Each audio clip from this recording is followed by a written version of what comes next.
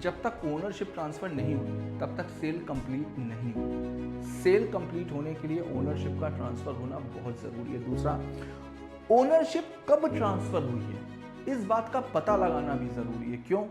Hello मेरे प्यारे CMA students, welcome to DC line. तो देखिए, लास्ट टर्न पर हम लोग सेल ऑफ गुड्स एक्ट कर रहे थे। सेल ऑफ गुड्स एक्ट में मैंने जितना करवाया था तो मुझे पूरी उम्मीद है कि आप लोगों ने उतना अच्छे से रिवाइज कर लिया होगा। हम लोगों ने सेल समझ ली, एग्रीमेंट टू सेल समझ लिया, उसके बाद में गुड्स की डेफिनेशन बहुत अच्छे से कर ली, टाइप ऑफ गुड्स कर लिया, इम्प्लाइड कंडीशन कर ली, इम्प्लाइड वारंटी कर ली। ठीक है, ठीक। तो चलिए स्टार्ट करते हैं आज का सेशन। तो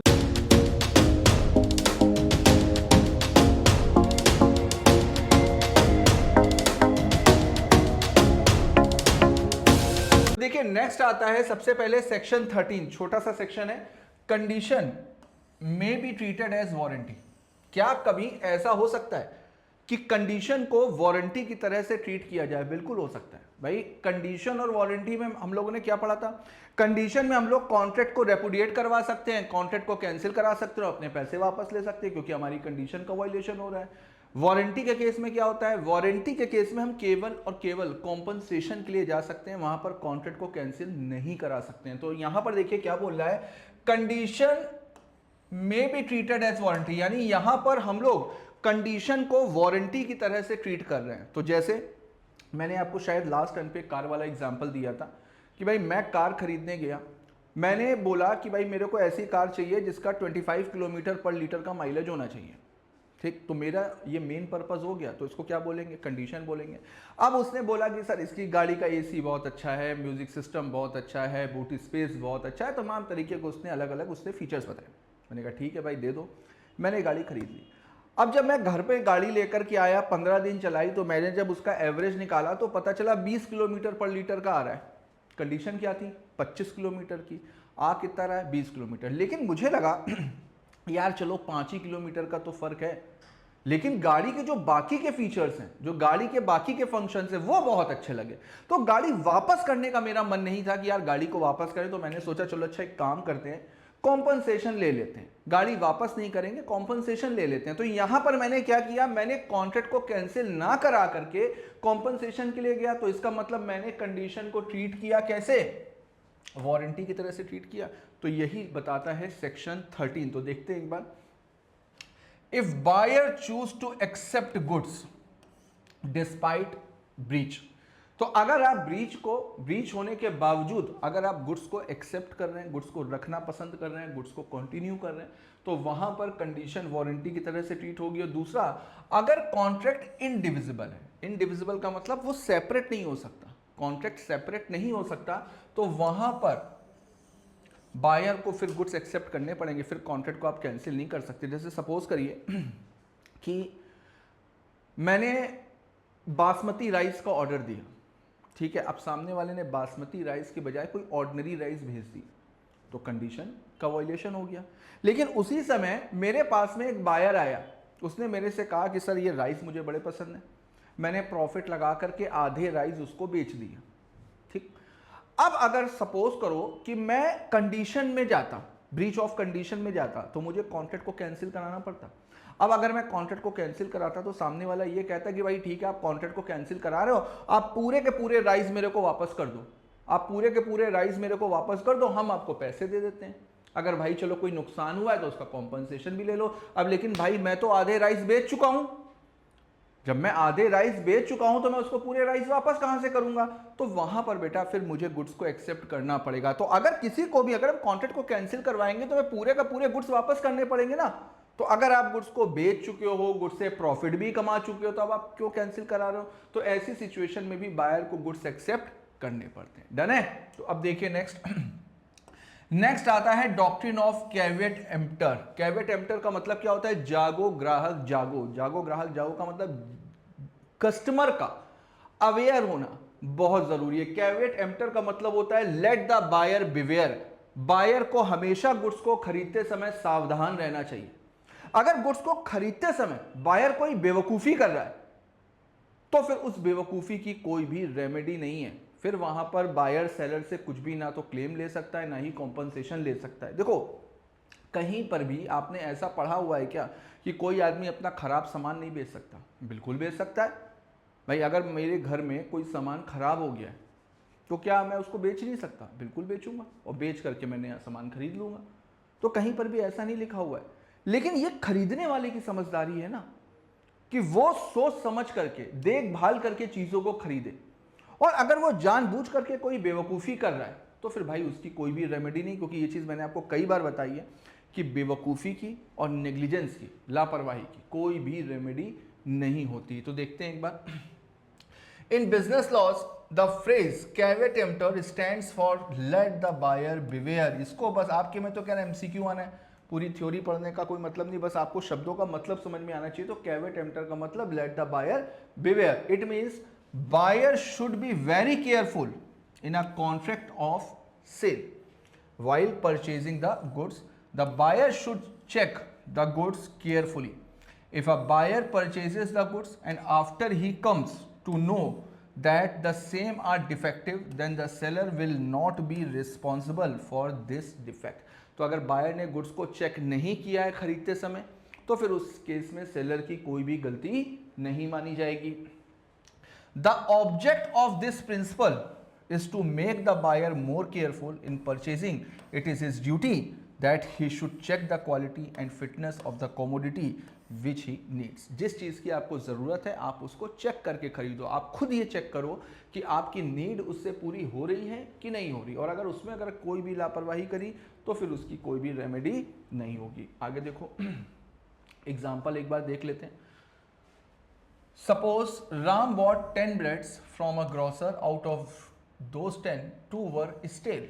However, Ram did not know this because he didn't check all 10 breads.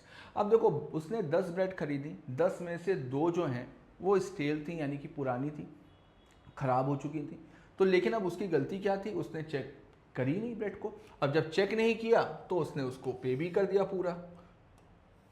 The 2 stale breads rotted within a day of the purchase. Now, as there was no tacit condition that the breads were fresh at the time of the sale, और goods को बेचते समय ऐसी कोई condition भी नहीं थी, ना ही सेलर ने उसको बोला कि नहीं गुड्स फ्रेश हैं, या उसने कुछ भी झूठ नहीं बोला। वहाँ पर राम खुद गया और खुद जाकर के उसने ब्रेड उठा ली, ठीक है। तो Ram can not hold the grocer as responsible for having sold him stale bread.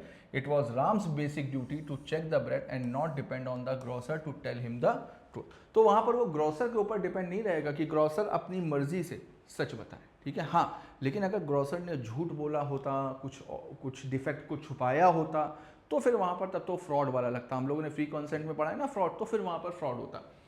देखिए इसी तरीके का एक केस हुआ था जॉन्स वर्सेस पेडेट के केस में। The buyer bought cloth for making uniform. अब बायर ने यूनिफॉर्म के लिए क्लॉथ खरीदा। However seller was not aware of the purpose of buying the cloth. अब उसने बायर सेलर को पर्पज भी नहीं बताया कि हम क्लॉथ को क्यों खरीद रहे हैं, और सेलर को पता भी नहीं था। उसके बाद में बायर ने देखा कि यार ये जो क्लॉथ है ये यूनिफॉर्म के लिए फिट नहीं है, ठीक है। तो भाई जब आपने सेलर को बताया ही नहीं है कि आप किस पर्पस के लिए खरीद रहे हो, तो सेलर को कैसे पता चलेगा। It was how ever fit for other normal purpose. तो वो जो क्लॉथ था वो नॉर्मल पर्पज के लिए सही था, तो इसमें सेलर की तो कोई गलती है नहीं। तो the seller was not found guilty as the principle of caveat emptor applied in this case. Done है। तो देखो it is the general rule that in a contract of sale the seller does not guarantee the quality of fitness for any particular purpose of goods supplied under a contract of sale। तो भाई यहाँ पर अगर आप जो भी goods को खरीद रहे हो, तो अगर आपने सेलर को अपना पर्पस नहीं बताया है, सेलर को अपना ऑब्जेक्ट नहीं बताया है, तो सेलर की ड्यूटी नहीं है कि वो आपसे पूछेगा, है ना। तो आपको वहाँ पर अपना पर्पस बताना होगा। अब देखिए इस रूल के कुछ एक्सेप्शंस हैं। ये सारे एक्सेप्शन हम लोग पहले भी पढ़ चुके हैं। यहाँ पर डॉक्ट्रिन ऑफ कैवेट एम्प्टर नहीं होगा। एक बार फटाफट से हेडिंग देख लेते हैं। देखो परचेज बाय डिस्क्रिप्शन, ये हम लोगों ने कंडीशन में पढ़ा था। अगर गुड्स को डिस्क्रिप्शन के अकॉर्डिंग बेचा गया है तो हम ये मान करके चलते हैं कि गुड्स डिस्क्रिप्शन के अकॉर्डिंग हैं, तो वहाँ पर बायर की गलती नहीं मानी जाएगी अगर गुड्स डिस्क्रिप्शन के अकॉर्डिंग नहीं है, ठीक। मिसरिप्रेजेंटेशन, भाई अगर सेलर किसी भी बात को छुपा रहा है तो फिर वहाँ पर आप कैसे पता लगा सकते हो? जैसे सपोज करो कि अभी पीछे हम लोग ब्रेड वाला एग्जाम्पल पढ़ करके आए थे, अब ब्रेड की जो पैकिंग है उसमें लिखा हुआ है आज की डेट, लेकिन है वो 4 दिन पुरानी, तो भाई बायर तो केवल डेट चेक करेगा ना, उसको क्या ही पता कि ये 4 दिन पुरानी है या 8 दिन पुरानी है या आज की, वो तो मान करके चलेगा जो डेट आज की लिखी है वही है। तो मिस रिप्रेजेंटेशन के केस में भी बायर की गलती नहीं होगी। तीसरा, यूजेज ऑफ ट्रेड। भाई अगर मैंने गुड्स खरीदने का पर्पस सेलर को बताया हुआ है, अगर मैंने गुड्स को खरीदने का पर्पस सेलर को बताया हुआ है, तो फिर वहां पर फिर मैं दिमाग नहीं लगाऊंगा, फिर मैं ये मान करके चलूंगा कि गुड्स प्रॉपर फिट हैं, जिस पर्पस के लिए मैंने खरीदे हैं उस पर्पस को फुलफिल करेंगे। चौथा, कंसेंट बाय फ्रॉड। भाई अगर सेलर फ्रॉड कर रहा है तब तो आप बायर कुछ कर ही नहीं सकता। पांचवा, कंसीलमेंट बाय द सेलर। अगर सेलर कुछ भी चीज़ को छुपा रहा है, कोई डिफेक्ट है उसको छुपा रहा है, जैसे सपोज करिए मैं आपसे टेबल खरीदने के लिए आया, आपके टेबल में एक क्रैक लगा हुआ है जो आसानी से नज़र आ जाता, ठीक, आपने क्या किया, उस क्रैक को पॉलिश करके छिपा दिया ताकि ये क्रैक नज़र ना आए। अब मैं जब टेबल लेने आया तो मैंने देखा कोई क्रैक वगैरह है ही नहीं, क्योंकि आपने तो उसको पॉलिश से छुपा दिया, तो यहाँ पर गलती मेरी नहीं मानी जाएगी, तो यहाँ पर ये डॉक्ट्रिन एप्लीकेबल नहीं होगा। डन है? तो ये एक्सेप्शन थे, यहाँ पर डॉक्ट्रिन अप्लाई नहीं होगी, the doctrine will not apply. अब देखो नेक्स्ट आता है ट्रांसफर ऑफ प्रॉपर्टी। देखो ओनरशिप सेल के केस में जब तक ओनरशिप ट्रांसफर नहीं हुई है तब तक सेल कंप्लीट नहीं हुई। सेल कंप्लीट होने के लिए ओनरशिप का ट्रांसफर होना बहुत जरूरी है। दूसरा, ओनरशिप कब ट्रांसफर हुई है इस बात का पता लगाना भी जरूरी है। क्यों? क्योंकि ओनरशिप किसके पास में है, कई सारे ऐसे केसेस होते हैं, ये पता लगाना जरूरी हो जाता है कि इस केस में ओनरशिप किसकी है। जैसे सपोज करो कि कोई गुड्स हैं, थर्ड पार्टी ने गुड्स को कोई भी डैमेज कर दिया, गुड्स को कोई भी नुकसान कर दिया, तो अब थर्ड पार्टी के ऊपर केस कौन फाइल करेगा? ओनर ही तो करेगा। तो अब अगर कोई भी कंफ्यूजन है कि बायर के पास में ओनरशिप है कि सेलर के पास में ओनरशिप है, तो फिर केस कौन फाइल करेगा? तो इस वजह से पता लगाना ज़रूरी है कि ओनरशिप किसके पास में। दूसरा, अगर कल को गुड्स को नुकसान हो गया, गुड्स डैमेज हो गए, कुछ भी हो गया, तो मैंने आपको बताया था कि ओनरशिप और रिस्क ये दोनों एक साथ चलते हैं। जो ओनर होता है रिस्क भी हमेशा उसी का होगा, लॉस भी हमेशा उसी का होगा। अब पता चला कि सेलर ने बायर को गुड्स का पोजीशन तो दे दिया, सेलर ने बायर को गुड्स का पोजीशन दे दिया, पोजीशन का मतलब फिजिकल डिलीवरी, लेकिन ओनरशिप अभी भी सेलर के पास में। बिल्कुल ऐसा हो सकता है, ओनरशिप अभी भी सेलर के पास में, सेलर ने ओनरशिप ट्रांसफर नहीं करी, अब गुड्स को कोई भी नुकसान पहुंच गया, तो ये पता लगाना ज़रूरी है ना कि भाई ओनरशिप किसकी है, तो नुकसान किसका होगा? सेलर का होगा। तो इस वजह से इस कुछ ऐसे केसेस होते हैं जहां पर उस मूवमेंट का पता लगाना ज़रूरी होता है कि इस मूवमेंट पे ओनरशिप किसके पास में थी, बायर के पास में थी या सेलर के पास में थी। तो देखो ट्रांसफर ऑफ ओनरशिप का मतलब transfer of legal right from seller to buyer. क्यों इंपॉर्टेंट है? To decide who bears risk if goods destroyed. Same वही चीज़ है जो मैंने आपको बताई। Who can sue and be sued, ये भी मैंने आपको बताया। Who has insurable interest, insurance interest किसका है? अगर कल को गुड्स को कोई भी नुकसान हुआ, इंश्योरेंस पॉलिसी किसने कराई है, इंश्योरेंस का क्लेम किसको मिलेगा, इस वजह से भी पता लगाना ज़रूरी होता है। तो इसके रिगार्डिंग कुछ रूल्स दिए हुए हैं, इसके रिगार्डिंग कुछ रूल्स दिए हुए हैं। तो देखो सबसे पहले अगर स्पेसिफिक गुड्स हैं, स्पेसिफिक गुड्स हैं और डिलीवरेबल स्टेट में, डिलीवरेबल स्टेट का मतलब क्या हो गया? गुड्स डिलीवरी के लिए रेडी है, तो वहाँ पर बेटा पार्टीज़ की इंटेंशन के ऊपर पता चलता है। वहाँ पर पार्टीज़ की इंटेंशन क्या है कि ओनरशिप ट्रांसफ़र करने की है या नहीं है। उनकी इंटेंशन से पता चलता है कि ओनरशिप ट्रांसफ़र हुई है या नहीं हुई है। ठीक, अब इंटेंशन कैसे पता चलेगी, सोच कैसे पता चलेगी? तो सोच बेटा पता चलती है उनके कंडक्ट से, उनके काम करने के तरीके से। जैसे सपोज करो कि मान लो कि आप एक फ्रूट चाट के जो स्ट्रीट फूड में लगाते हैं ना, ठेले गाड़ी पे फ्रूट चाट, आप गए उसके पास में, आपने उससे बोला कि भाई एक काम कर, मेरे लिए 2 बनाना काट दे। उसने आपके कहने से 2 बनाना काट दिए। अब आप उससे कह रहे हो नहीं यार मेरा मन नहीं है। अब आप बताओ कि आपके कहने से उसने 2 बनाना काटे, तो आपको गुड्स लेने पड़ेंगे कि नहीं लेने पड़ेंगे, भले ही पोजीशन उसके पास में, लेकिन आपके कहने से उसने बनाना को काट दिया ना। तो यहां पर गुड्स क्या है, डिलीवरी के लिए रेडी है, ठीक। और स्पेसिफिक गुड्स हैं, स्पेसिफिक गुड्स का मतलब जो गुड्स एग्जिस्ट कर रहे हैं। तो वहां पर पार्टीज की इंटेंशन से पता चलता है कि ओनरशिप ट्रांसफर हुई है या नहीं हुई। और इंटेंशन होती है सोच दिखाई थोड़ी ना पड़ती है। सोच कैसे पता चलती है, कंडक्ट ऑफ पार्टीज, है ना। देखो अब दूसरा, अब स्पेसिफिक गुड्स तो हैं लेकिन भाई डिलीवरेबल स्टेट में नहीं है, उसको डिलीवरी के लिए अभी रेडी करना है, डिलीवरी के लिए रेडी करना है। तो जब गुड्स डिलीवरी के लिए रेडी हो जाएंगे, सेलर बायर को बता देगा कि भाई गुड्स डिलीवरी के लिए रेडी हैं, तो फिर वहाँ पर ओनरशिप ट्रांसफ़र हो जाएगी। जैसे मैंने राइस खरीदने के लिए गया, मैंने कहा 500 केजी राइस पैक कर देना, कहा ठीक है। उसका फ़ोन आया कि भाई साहब आपके कहने के अकॉर्डिंग 500 केजी राइस मैंने पैक कर दी, तो डिलीवरी के लिए उसने मेरे कहने से रेडी किया है ना, तो यहाँ पर ओनरशिप ट्रांसफ़र मानी जाएगी।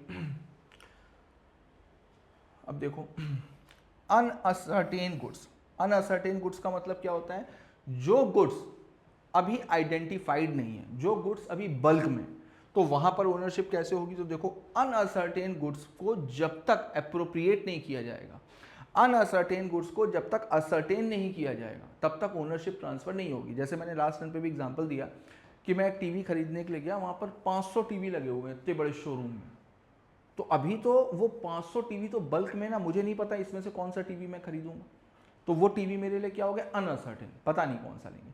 लेकिन जैसे ही मेरे कहने से उन 500 में से एक टीवी अलग किया, तो फिर वहां पर मान लिया जाएगा कि ओनरशिप ट्रांसफर हो गई है। तो देखो passes when goods are ascertained and appropriated to contract।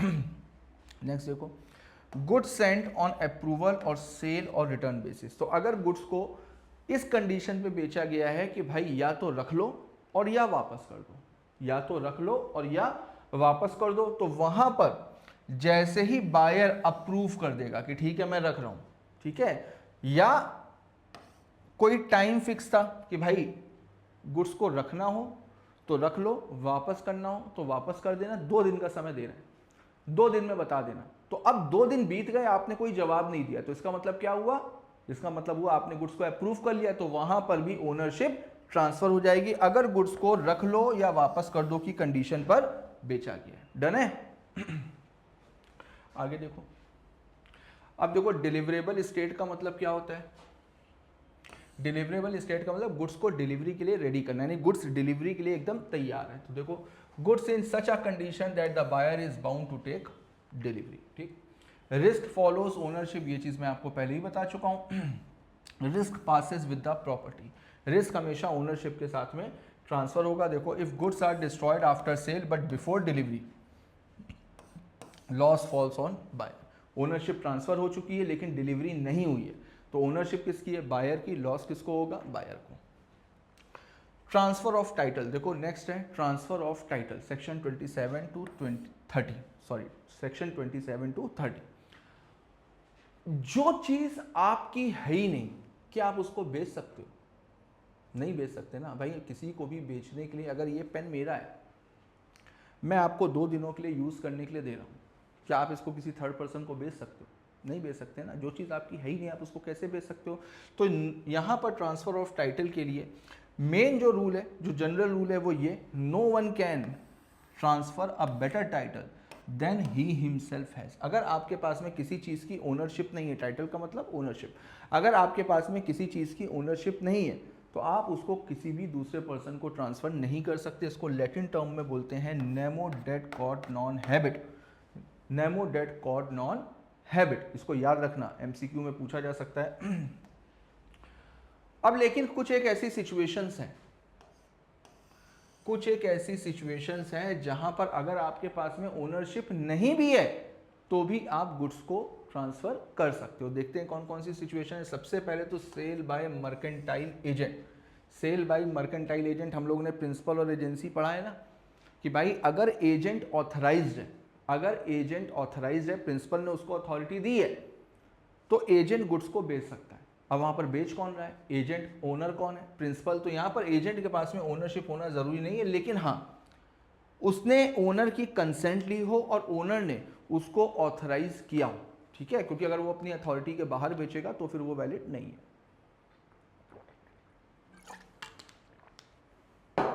आगे देखो, sale by joint owner. Sale by joint owner का मतलब जैसे ये पेन है, आधे पैसे मैंने मिलाए, आधे पैसे अनुज सर ने मिलाए, ठीक। तो अब ये ज्वाइंट ओनरशिप में हो गया, यानी मेरी भी ओनरशिप है, अनुज सर की भी ओनरशिप है। अब मैं इसको बेचना चाह रहा हूं तो क्या बेच सकता हूं? बिल्कुल बेच सकता हूं, लेकिन with the consent of Anuj sir. Anuj sir की कंसेंट लेकर के मैं इसको बेच सकता हूं। तो सेल बाय ज्वाइंट ओनर में अगर पोजीशन है आपके पास में और आपने सामने वाले की कंसेंट ले ली है तो फिर आप बेच सकते हो, ठीक है। थर्ड वाले में sale by person in position under voidable contract. Voidable contract कब होता है? ये आपने पढ़ा हुआ है, coercion, undue influence, fraud, misrepresentation. अगर ये सारे केसेस हैं तो हम वहाँ पर कॉन्ट्रैक्ट को कैंसिल करा सकते हैं। तो अगर हमने कोर्जन करके किसी से कोई प्रॉपर्टी खरीदी है और उसने अभी तक उसको कैंसिल नहीं कराया है तो हम किसी थर्ड पर्सन को ट्रांसफ़र कर सकते हैं, ठीक है। If contract not yet rescinded. Rescinded का मतलब कैंसिल करना। चौथा, sale by seller in position after sale. अब सेल हो चुकी है, यानी सेलर ओनरशिप बायर को ट्रांसफर कर चुका, लेकिन पोजीशन अभी भी सेलर के पास में। अब सेलर के पास में कोई थर्ड पार्टी आई, उसको गुड्स पसंद आ गया। अब थर्ड पार्टी को ये बात नहीं पता है कि वो गुड्स को ऑलरेडी बेचा जा चुका है, तो थर्ड पार्टी ने गुड फेथ में आकर के, भरोसे पे आकर के सेलर से वो गुड्स खरीद लिए, तो क्या वो ओनरशिप ट्रांसफर हो गई? यस, ओनरशिप ट्रांसफर मानी जाएगी। अब आपके दिमाग में ये आ रहा होगा कि सर फिर बायर का क्या होगा? भाई बायर को तो सेलर ने गुड्स बेच दिए, अब वो क्या करेगा? वो सेलर से निपटेगा, वो सेलर से निपटेगा आपस में, लेकिन उसने जो थर्ड पर्सन को गुड्स ट्रांसफर किए हैं वो ट्रांजैक्शन वैलिड होगा। बस ये याद रखिएगा, गुड फेथ में होना चाहिए, ठीक है। उसी तरीके से बायर भी कर सकता है। बायर के पास में पोजीशन आ गया है लेकिन ओनरशिप अभी भी सेलर के पास में, तो वहां पर भी गुड्स को ट्रांसफर किया जा सकता है। छठा, सेल अंडर एस्टॉपेल। एस्टॉपेल का मतलब क्या होता है? अगर एक बार आपने किसी से कुछ कहा है तो आप अपनी बात से पीछे नहीं हट सकते, ठीक है। तो देखिए, अगर owners conduct prevents him from denying sellers authority. अगर मान लीजिए ये पेन मेरा है, मैं आपसे झूठ बोल रहा हूँ, मैं आपसे कह रहा हूँ कि ये पेन अनुज सर का है, इसको बेचने की अथॉरिटी अनुज सर की है। अब कल को अनुज सर ने ये उठा करके ये पेन आपको बेच दिया, तो मैं ये ऑब्जेक्शन नहीं कर सकता कि अनुज सर ने आपको कैसे बेचा। क्यों? क्योंकि मैंने ही तो आपको बोला था ना कि इस पेन को बेचने की अथॉरिटी अनुज सर की। तो अगर अनुज सर ने पेन बेच दिया तो वो भी ट्रांजैक्शन वैलिड होगा। डन है? देखो एग्जाम्पल देख लेते हैं।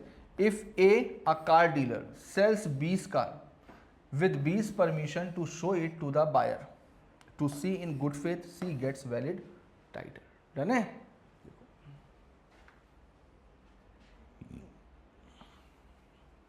अब देखो, अब यहां पर नेक्स्ट बताता है परफॉर्मेंस ऑफ कॉन्ट्रैक्ट। अब सेल के केस में परफॉर्मेंस कैसे होगी? जैसे हम लोगों ने कॉन्ट्रैक्ट एक्ट में पढ़ा था, उसी तरीके से यहां पर भी है। सेल के केस में कॉन्ट्रैक्ट कैसे होगी, सॉरी सेल के केस में परफॉर्मेंस कैसे होगी? भाई बायर की क्या रिस्पॉन्सिबिलिटी है? बायर की रिस्पॉन्सिबिलिटी गुड्स की डिलीवरी को लेना और पेमेंट करना। सेलर की क्या रिस्पॉन्सिबिलिटी है? सेलर की रिस्पॉन्सिबिलिटी होती है बायर को ओनरशिप ट्रांसफर करना और बायर को गुड्स ट्रांसफर करना। तो जब दोनों पार्टीज अपनी अपनी ऑब्लिगेशंस को पूरा कर देते हैं तो फिर माना जाता है दोनों पार्टीज ने परफॉर्म कर लिया। देखो, सेलर की ड्यूटी है गुड्स को डिलीवर करना, बायर की ड्यूटी है गुड्स को एक्सेप्ट करना और प्राइस को पे करना, ठीक है। अब डिलीवरी देखो, डिलीवरी का मतलब क्या होता है? Physical position transfer to another person, यानी ये फिजिकल पोजीशन अगर हम किसी दूसरे पर्सन को ट्रांसफर कर रहे हैं तो उसको बोला जाएगा डिलीवरी। ये चीज़ मैं आपको पहले ही बता चुका हूँ। 3 तरीके की डिलीवरी होती है, एक्चुअल, सिंबॉलिक और कंस्ट्रक्टिव, ये हम लोग पहले ही पढ़ चुके हैं, ठीक है। अब देखो rules as to delivery, delivery के रिगार्डिंग रूल्स क्या होते हैं? देखो, तो डिलीवरी और पेमेंट हमेशा साथ साथ होनी चाहिए। उधार बेचना ये एक टर्म्स और कंडीशन है, अगर कुछ भी डिसाइडेड नहीं है तो हम हमेशा कैश सेल मान करके चलते हैं। तो डिलीवरी और पेमेंट हमेशा कॉन्करेंट होनी चाहिए, एक साथ होनी चाहिए। गुड्स हमेशा डिलीवरी के लिए रेडी होने चाहिए, ठीक। पार्ट डिलीवरी, जो पार्ट डिलीवरी अगर आप कर रहे हो तो फिर ये भाई बायर के ऊपर डिपेंड करता है कि वो लेता है या नहीं लेता है। और अगर पार्ट डिलीवरी में पूरी ओनरशिप ट्रांसफर हो रही है कि नहीं हो रही है, डिपेंड करता है इंटेंशन ऑफ पार्टीज के ऊपर। जैसे मैंने आपको बोला कि मैं आपको 100 पेन दूंगा, लेकिन मैंने आपको 85 पेन दिए, तो ओनरशिप 85 पेन की तो ट्रांसफर होगी, 100 पेन की थोड़ी ना होगी, है ना। चौथा, buyer to bear risk after ownership passes, तो रिस्क हमेशा ओनर का होता है। अगर बायर को ओनरशिप ट्रांसफर होगी तो रिस्क हमेशा बायर का होगा। अब देखो right of unpaired seller, section 45 से 54। तो सबसे पहले तो देखते हैं अनपेड सेलर होता कौन है। अनपेड सेलर का मतलब वो सेलर जिसको अभी तक पैसे ना मिले हो, वो सेलर जिसने गुड्स तो ट्रांसफर कर दिए लेकिन अभी तक उसको पेमेंट नहीं मिली है, तो उसको बोला जाएगा अनपेड सेलर। या अगर उसको कोई cheque, bill of exchange, promissory note ऐसा कुछ मिला है और वो डिसऑनर हो गया, तो फिर उसको बोला जाएगा अनपेड सेलर। तो देखते हैं अनपेड सेलर के पास में क्या क्या राइट होते हैं। तो देखो अनपेड सेलर होता कौन है। Seller who has not been paid full price, जब तक पूरा पैसा ना मिल जाए तब तक उसको अनपेड सेलर बोलते हैं।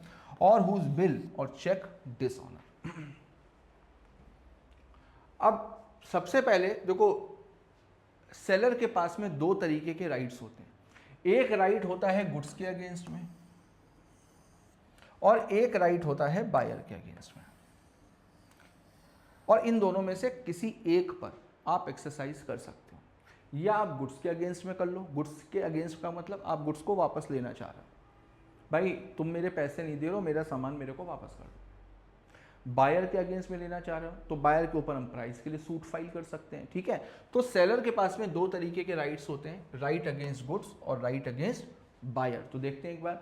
सबसे पहला राइट होता है गुड्स के अगेंस्ट में राइट ऑफ लीन। लीन का मतलब क्या होता है, गुड्स को अपने पास में रिटेन कर लेना। हमने भले ही ओनरशिप ट्रांसफर कर ली है लेकिन पोजीशन अभी भी हमने अपने पास में रखा है। हमने उससे बोल करके रखा है भाई जब तक पैसा नहीं दोगे तब तक पोजीशन ट्रांसफर नहीं होगा। तो यहां पर सेलर के पास में राइट है कि वो गुड्स को रिटेन कर सकता है, ठीक है। अब ये जो राइट है ये खत्म कब हो जाएगा, भाई रिटेन कर रहे हो, रिटेन करने का मतलब गुड्स का पोजीशन अपने पास में रख रहे हो। अगर गुड्स आपने ट्रांसपोर्ट वाले को दे दिए तो कहानी खत्म, फिर आपके पास में ये राइट नहीं होगा। दूसरा, अगर बायर को या उसके एजेंट को अगर आपने गुड्स दे दिए तो फिर आप रिटेन कैसे करोगे, आप उससे छीनोगे थोड़ी ना गुड्स को। अगर गुड्स दे दिए तो ये राइट खत्म। इस राइट के लिए गुड्स का पोजीशन सेलर के पास में होना जरूरी है। पोजीशन गया, ये राइट गया, सेलर वेव्स लीन। और अगर सेलर ने खुद ही गिव अप कर दिया, वेव का मतलब गिव अप करना। दूसरा, right of stoppage in transit. Right of stoppage in transit का मतलब गुड्स को रास्ते में ही रुकवा देना। गुड्स को हमने भेजा तो है, गुड्स को हमने भेजा तो है लेकिन अभी तक वो रास्ते में बायर तक पहुंचा नहीं और हमें पता चला कि बायर इंसॉल्वेंट हो गया, बायर की कहानी खत्म, बायर का बिजनेस खत्म। तो हम क्या कर सकते हैं, हम ट्रांसपोर्ट वाले को बोलेंगे कि भाई रास्ते में वहीं पर गाड़ी रोक और गाड़ी को मेरे पास वापस भेज दे, गुड्स को मेरे पास में वापस भेज दे। तो यहां पर अगर बायर इंसॉल्वेंट हो गया है, ठीक है, तो seller can stop goods in transit का मतलब रास्ते में। ट्रांजिट खत्म कब होगी, अगर बायर और उसके एजेंट ने गुड्स को रिसीव कर लिया तो रास्ता खत्म, ट्रांजिट खत्म, ठीक है। और तीसरा राइट आता है राइट ऑफ रीसेल। अब हम गुड्स को अपने पास में रख करके करेंगे क्या, गुड्स को हम रीसेल कर सकते हैं। बस रीसेल करने के केस में ये बात ध्यान रखिएगा, अगर गुड्स पेरिशेबल नेचर के यानी कि जल्दी खराब हो सकते हैं तो उस केस में हमें कुछ बताने की जरूरत नहीं है, बायर को हम गुड्स को उठा करके बेच देंगे, अपना पैसा खाली करेंगे। लेकिन अगर गुड्स पेरिशेबल नेचर के नहीं है तो सेलर को एक नोटिस देना जरूरी होता है बायर को। देखो, after exercising lien or stoppage can resell if goods are perishable or after notice and buyer doesn't pay. Notice देने के बाद भी अगर बायर ने पे नहीं किया तो फिर हम गुड्स को बेच करके अपने पैसे निकाल सकते हैं। तो ये राइट्स हो गए आपके गुड्स के अगेंस्ट में। नेक्स्ट देखो, राइट अगेंस्ट बायर। बायर के ऊपर पर्सनली भी हम सूट फाइल कर सकते हैं। सबसे पहले तो हम प्राइस के लिए सूट फाइल करेंगे, भाई गुड्स तुम्हारे पास चले गए, कीमत तो दो। दूसरा, भाई अगर हमने आपको गुड्स भेज तो दिए लेकिन आपने एक्सेप्ट नहीं किए, उसकी वजह से मेरा जो नुकसान हुआ, अब मैं बिका हुआ माल वापस नहीं लूंगा, मुझे इसकी कीमत चाहिए और मेरा जो नुकसान हुआ उसका कॉम्पनसेशन भी चाहिए, तो वहां पर कॉम्पनसेशन के लिए भी सूट फाइल कर सकते हैं, ठीक। तीसरा, आप मेरी पेमेंट इतने दिनों से नहीं दे रहे हो तो उसका इंटरेस्ट भी तो दोगे, तो इंटरेस्ट के लिए भी सूट फाइल कर सकते हैं, डन है। तो ये बायर के अगेंस्ट में रेमेडी हो गई, ये सेलर के अगेंस्ट में रेमेडी होगी। अब भाई जरूरी थोड़ी ना है कि गलती हमेशा बायर की हो, गलती सेलर की भी तो हो सकती है, तो बायर के पास में भी राइट होने चाहिए। तो बायर के पास में क्या राइट्स होते हैं वो देख लेते हैं। तो सबसे पहले तो भाई अगर सेलर को डिलीवरी नहीं कर रहा है तो वो कॉम्पनसेशन के लिए जा सकता है, स्पेसिफिक परफॉर्मेंस के लिए जा सकता है, ये मैंने आपको बताया हुआ है, ब्रीच ऑफ वारंटी के लिए रेमेडी है, ठीक है, और buyer can not reject goods, can only claim damages और रिड्यूस प्राइस। तो बायर गुड्स को वापस नहीं कर सकता लेकिन प्राइस को कम कर सकता है या डैमेजेस यानी कॉम्पनसेशन क्लेम कर सकता है। आगे देखो, auction sale, section 64। Auction sale का मतलब क्या होता है? नीलामी। नीलामी क्या होती है? बस एक कहानी की तरह से सुनो, आसान है, समझ में आ जाएगा। ऑक्शन में क्या होता है, जब गुड्स, बहुत सारे गुड्स होते हैं, उसको हम ये चाहते हैं कि मैक्सिमम प्राइस पर बेचें, तो फिर उसको ऑक्शन में बेचा जाता है। ऑक्शन एक इनविटेशन टू ऑफर होता है, ये मैंने आपको बताया, जहाँ पे बहुत सारे बिडर आते हैं, बिड लगाते हैं। हर एक चीज़ का एक मिनिमम प्राइस होता है। जैसे ये पेन है, मैंने इस पेन की ऑक्शन करनी है, मैंने इसका एक मिनिमम प्राइस रख दिया 1500। अब आप लोग बिडर हो, आप लोगों को बोली लगानी है, जिसकी हाईएस्ट बिड होगी उसको ये पेन मिल जाएगा। ठीक, बस इतनी सी कहानी होती है। तो देखो अगर कई सारे गुड्स बेचने हैं आपको लॉट में, तो हर एक गुड्स की अपनी एक अलग लॉट होगी और हर एक गुड की अपना एक अलग कॉन्ट्रैक्ट होगा, ठीक है, सेपरेट सेल पर लॉट। कंप्लीशन, अब ऑक्शन कंप्लीट कब होती है? फॉल ऑफ हैमर, जैसे ही फॉल ऑफ हैमर हुआ, या और भी तरीके हो सकते हैं, 1 2 3 गो, गोइंग, गॉन, कुछ भी हो सकता है। तो जैसे ही ऑक्शनीर, ऑक्शनीर का मतलब जो ऑक्शन को ऑर्गेनाइज कर रहा है उसको बोलते हैं auctioneer. When auctioneer announces completion, example hammer fall. Right to bid, बिल्कुल सेलर अगर चाहे तो इस राइट को अपने पास में रिजर्व कर सकता है कि वो भी बिडिंग में पार्टिसिपेट करेगा, लेकिन ये बात उसको पहले से ही सबको बतानी होती है। सेलर में reserve right to bid must be expressed. Fraudulent bidding, बिल्कुल कई बार होता है कि सेलर क्या करते हैं, जानबूझ करके गलत लोगों को बैठाल देते हैं, अपने दोस्तों यारों को बैठाल देते हैं, उनसे बोलते हैं तुम बोली बढ़ाओ, तुम झूठी बोलिंग लगाओ, फॉल्स बिडिंग करो, ताकि तुम्हारी बिडिंग लगाने की वजह से गुड्स की प्राइस की कीमत बढ़ जाए। तो इस तरीके की अगर सिचुएशन है तो बायर के पास में राइट होता है कि बायर सेल को कैंसिल करा सकता है। रिजर्व प्राइस, रिजर्व प्राइस का मतलब मिनिमम प्राइस। बिडिंग के केस में एक मिनिमम प्राइस तय हो जाता है और बिडिंग जो है वो उसी के ऊपर चलती है, ठीक है। तो रिजर्व प्राइस के नीचे कभी भी सेल नहीं होगी, ठीक है। तो ये सारे रूल थे आपके ऑक्शन सेल के, और यहां पर आपका sale of goods act complete होता है, ठीक है। तो मेरे ख्याल से चैप्टर आपको समझ में आया होगा। केवल समझने वाला चैप्टर है, रटने वाला नहीं, आपके सारे कॉन्सेप्ट क्लियर होने चाहिए, ठीक है। तो चलिए बहुत जल्दी ही इसके एमसीक्यू भी हम लोग क्लास में सॉल्व करेंगे, ठीक है। तो चलिए मिलते हैं नेक्स्ट क्लास में, तब तक के लिए all the best, good bye, thank you.